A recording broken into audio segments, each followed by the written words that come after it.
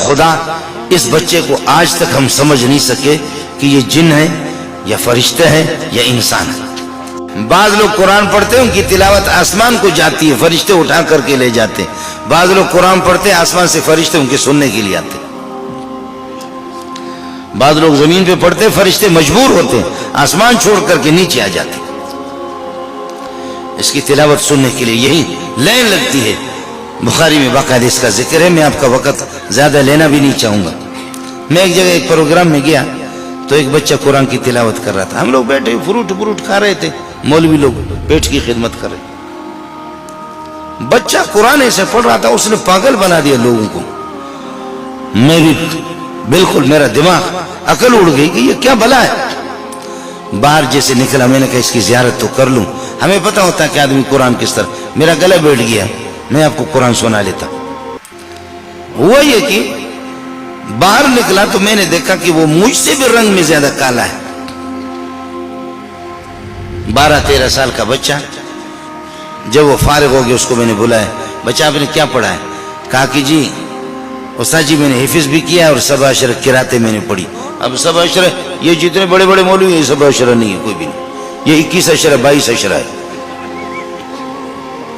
کوئی ان میں سے سبع عشرہ نہیں ہے، سمجھے؟ وہ جامع گزرا یا دوسرا گزرا، قاری سیف الناس کوئی بھی نہیں ہے، سبع عشرہ مشرہ کچھ بھی نہیں ہے۔ 4 سال میں ظالم نے حفظ بھی کیا ہے اور سبع عشرہ کی قراتیں۔ پھر میں نے ان کے استاد سے پتہ کیا کہ یہ ہے کیا، یہ کہ جادوگر نہیں ہے۔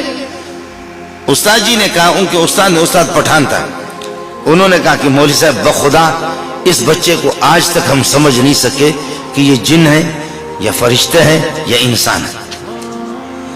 کیا اس کی ذکاوت ہے، کیا اس کی حروف کی ادائیگی ہے، اور کیا اس کی آواز ہے۔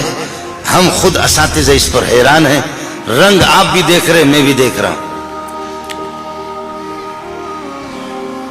میں نے کہا کہ بچہ آپ کہاں کے؟ کہنے لگے سرباز کا ہوں۔ ایران میں ایک صوبہ ہے سرباز کا ہوں۔ کب سے یہاں پڑھ رہے؟ کہنے لگے 4 سال سے پڑھ رہا ہوں، یہ سب کچھ پڑھا ہے۔ تو پھر میں نے بلوچی شروع کی اس کے ساتھ۔ میں نے کہا ملک کا نرفتگی، آپ پھر ملک نہیں گئے؟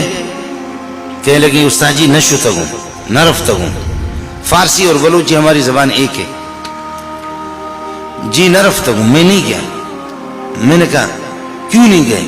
خاموش۔ میں نے کہا کیوں نہیں گئے؟ خاموش۔ پھر میں نے کہا کیوں نہیں گئے؟ میری حماقت بھی دیکھو، اب اصل بیوقوف تو میں ہوں، سمجھ نہیں رہا ہوں، کیوں نہیں گئے؟ تو میں نے دیکھا اس کے آنسو آ رہے ہیں۔ اس سوال کا جواب ان کے پاس نہیں تھا۔ آخر کار مجبور ہو کر کے دیکھا کہ یہ مولوی الو سمجھتا نہیں ہے۔ کہنے لگے استاد جی کس کے پاس جاؤں؟ میرے ماں باپ نہیں، میں یتیم ہوں، میرے ماں باپ کی میں نے شکلیں نہیں دیکھی۔